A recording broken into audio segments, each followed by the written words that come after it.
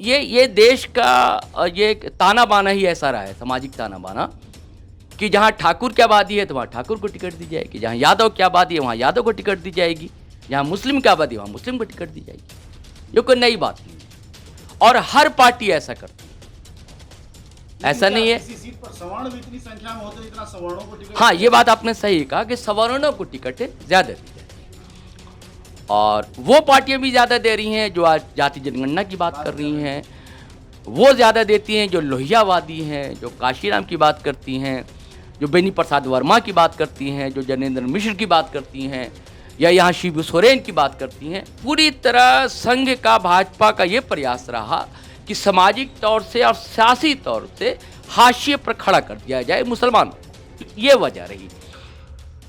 इसलिए राजनीतिक तौर से मजबूरी अब हो गई है जो सो कॉल्ड सेकुलर दल है कि मुसलमानों को टिकट कम दिया जाए। अब तो मंच पर नहीं, दाढ़ी या टोपी वाले, आप किसी भी इंडिया अलायंस की बैठक बड़ी देखेंगे तो दाढ़ी या टोपी वाले दिखलाई नहीं देते हैं, लेकिन इसके बावजूद मुस्लिम समाज जो है बड़ा सब्र से काम ले रहा है, बहुत ही संयम से काम ले रहा है। मैं कहता हूं कि आज अगर कोई भी सेकुलर अगर है तो मुस्लिम समाज सेकुलर है।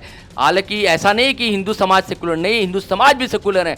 अभी लोग आप बात करते हैं कि एनआरसी का आंदोलन किसने खड़ा किया? मुस्लिम समाज ने खड़ा किया। नमस्कार, मैं हूं अजय प्रकाश और आप देख रहे हैं जनज्वार। दोस्तों, झारखंड के चुनाव में कई बार मुस्लिम संगठन, मुस्लिम समाज के लोग इस बात की शिकायत कर रहे हैं कि हमारा राजनीतिक प्रतिनिधित्व घटता जा रहा है। हालांकि यह शिकायत पूरे देश भर से है, पूरे राष्ट्र में है।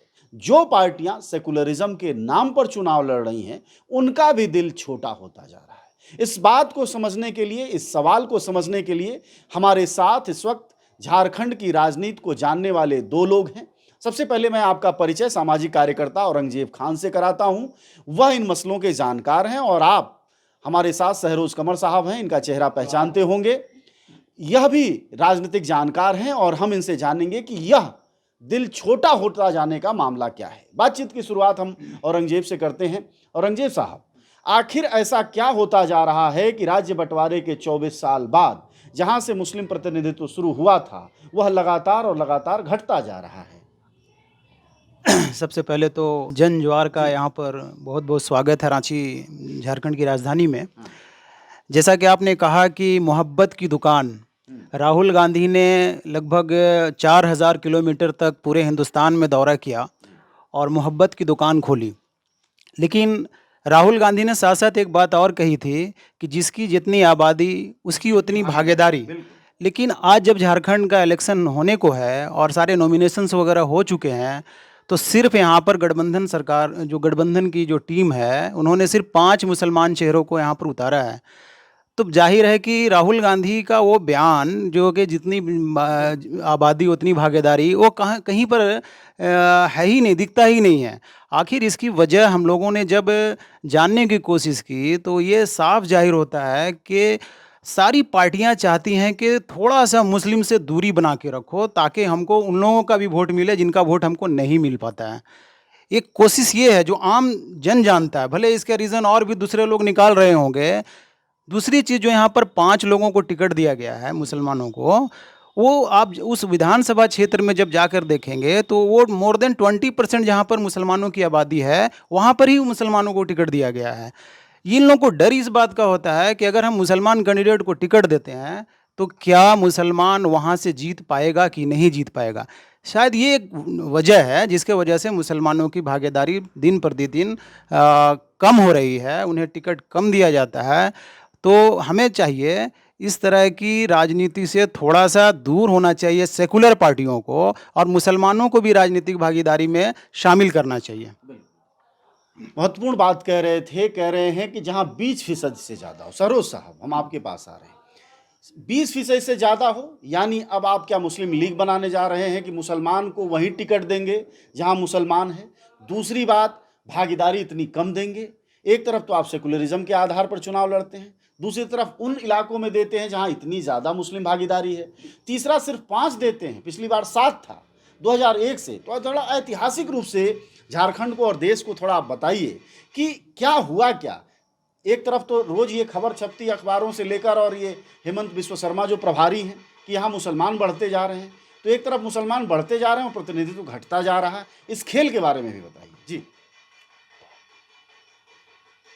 अब क्या है ना कि वैसे अंतर्राष्ट्रीय स्तर पर मुसलमान सीधे सीधे इजराइल पर दोषारोपण करते हैं, वैसे इस देश में सीधे सीधे संघ पर दोषारोपण करते हैं। ये पहली बार नहीं है कि मुसलमानों का प्रतिनिधित्व कम हुआ है। झारखंड में जब पहला चुनाव होता है झारखंड बनने के बाद 2005 में, तो मात्र 2 विधायक मुसलमान जीत कर आए थे। सीटें कितनी दी गई थी, कुछ ध्यान है? चलिए, सीटें ऐसी 4-5 बहुत ज़्यादा नहीं दी गई थी। और 2009 में फिर चुनाव होता है, तब 5 जीत कर आ जाते हैं, मतलब 2 कांग्रेस से, 2 जेएमएम से और 1 जेवीएम से, उसी जेवीएम से जिसमें आज बाबूलाल मरांडी। बाबूलाल मरांडी आजकल जो कटेंगे तो क्या बटेंगे? बटेंगे, हाँ, कटेंगे तो बटेंगे। और जो आपने कहा कि क्या वहीं दिया जाए कि जहां मुसलमानों को टिकट, देखिए मौलाना आज़ाद जब पहली बार चुनाव लड़ रहे थे, बहुत पुरानी बात है, नेहरू के टाइम की बात, कानपुर से, तो उनको कानपुर से लड़ाया जा रहा था मौलाना आज़ाद को, तो उन्होंने कहा वहां से क्यों, तो कहा गया कि मुस्लिम आबादी, तो बोले क्यों, मुस्लिम आबादी वहीं से मैं जीतूंगा। तो ये देश का ये ताना बाना ही ऐसा रहा है, सामाजिक ताना बाना, कि जहाँ ठाकुर की आबादी है तो वहाँ ठाकुर को टिकट दी जाएगी, जहाँ यादव की आबादी है वहाँ यादव को टिकट दी जाएगी, जहाँ मुस्लिम की आबादी है वहाँ मुस्लिम को टिकट दी जाएगी। ये कोई नई बात नहीं है, और हर पार्टी ऐसा करती है, ऐसा नहीं है। किसी सीट पर सवर्ण भी इतनी संख्या में होते हैं जितना सवर्णों को टिकट। हाँ, ये बात आपने सही कहा कि सवर्णों को टिकटें ज्यादा दी जाती है, और वो पार्टियां भी ज्यादा दे रही हैं जो आज जाति जनगणना की बात कर रही हैं, वो ज्यादा देती हैं जो लोहियावादी हैं, जो काशीराम की बात करती हैं, जो बेनी प्रसाद वर्मा की बात करती हैं, जो जनेंद्र मिश्र की बात करती हैं, या यहाँ शिबू सोरेन की बात करती हैं, वो पार्टी ज़्यादा देती हैं। बिहार में आप देख लीजिए, झारखंड से लगा हुआ बिहार है, वहाँ उनकी उतनी आबादी नहीं है, वहाँ मुस्लिम की भी अच्छी खासी आबादी है, लेकिन नहीं। देखिए अब इधर क्या हुआ, दरअसल जो मैंने पहले कहा आपको कि पहले भी ऐसा होता रहा, लेकिन इधर क्या हुआ कि पूरी तरह संघ का, भाजपा का ये प्रयास रहा कि सामाजिक तौर से और सियासी तौर से हाशिए पर खड़ा कर दिया जाए मुसलमानों को, ये वजह रही।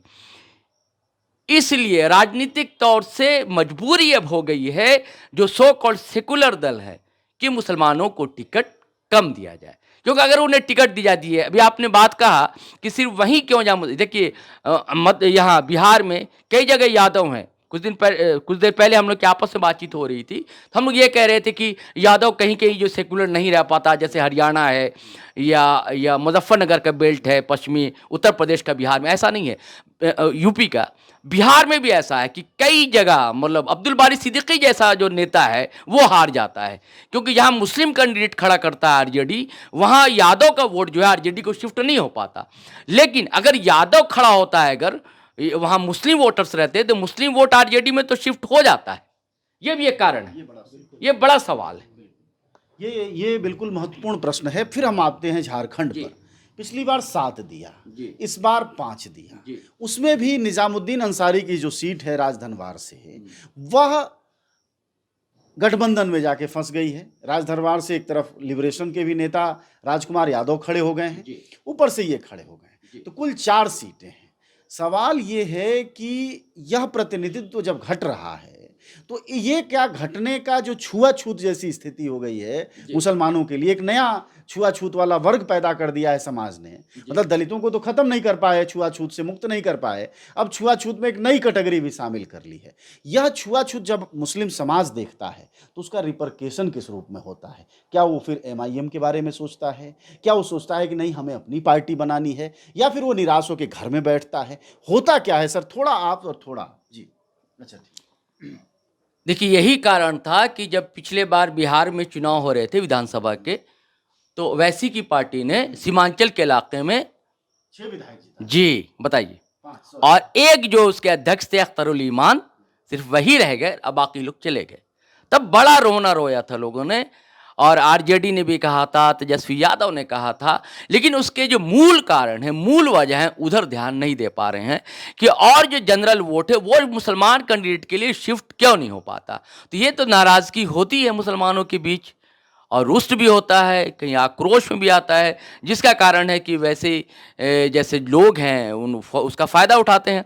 आज झारखंड में भी देखिए वैसी की पार्टी ने 7 जगह से खड़ा कर दिया है अपना उम्मीदवार, और कई जगह जीतेगा नहीं, लेकिन वोट कटवा तो ज़रूर साबित होगा। अब वो मजलिस के लोग कहते हैं, या जो उनके मुस्लिम में फॉलोइंग है उनकी, वो कहती है कि भैया आप दूसरे दल को वोट कटवा नहीं कहते, छोटे छोटे और भी तो दल खड़े हो जाते हैं। जेएलकेएम जैसे यहाँ पर खड़ा है, और भी कई पार्टियाँ यहाँ खड़ी हो गई हैं। अब वो अटल बिहारी मंच खड़े हो गए, यशवंत सिन्हा वो खड़ा करवा रहे हैं।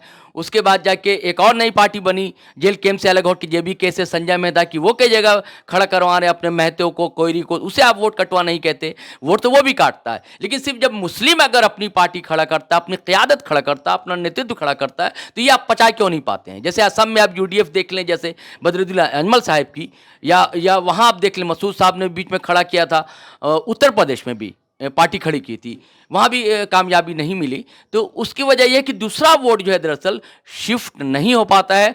और आपने कहा कि अछूत बिल्कुल सही है, अब तो मंच पर नहीं, दाढ़ी या टोपी वाले, आप किसी भी इंडिया अलायंस की बैठक बड़ी देखेंगे तो दाढ़ी या टोपी वाले दिखलाई नहीं देते हैं। लेकिन इसके बावजूद मुस्लिम समाज जो है बड़ा सब्र से काम ले रहा है, बहुत ही संयम से काम ले रहा है। मैं कहता हूं कि आज अगर कोई भी सेकुलर अगर है तो मुस्लिम समाज सेकुलर है।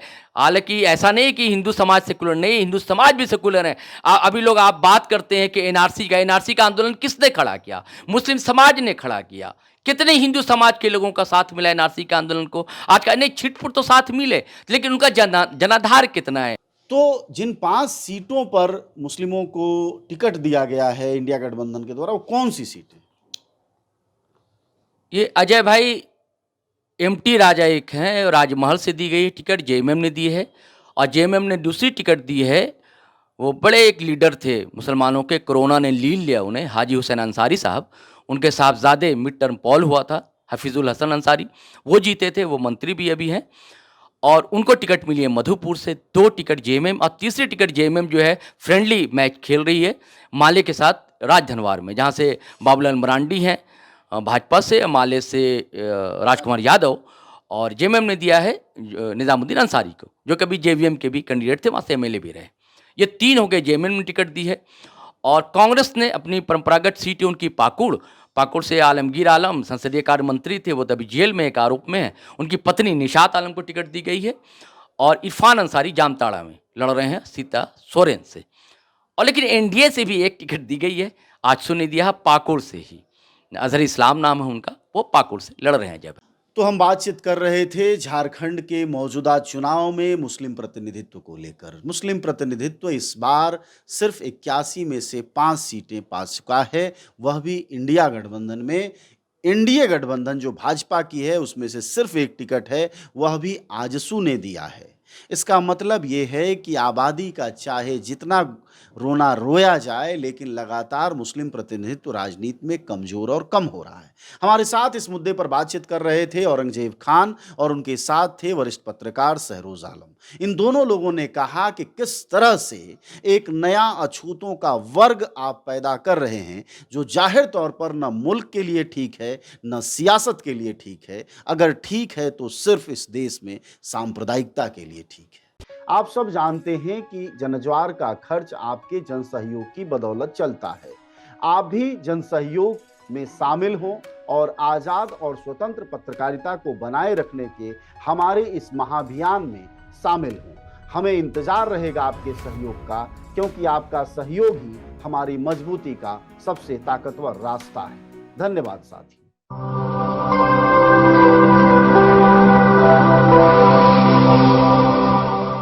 जनज्वार, जनता की मीडिया।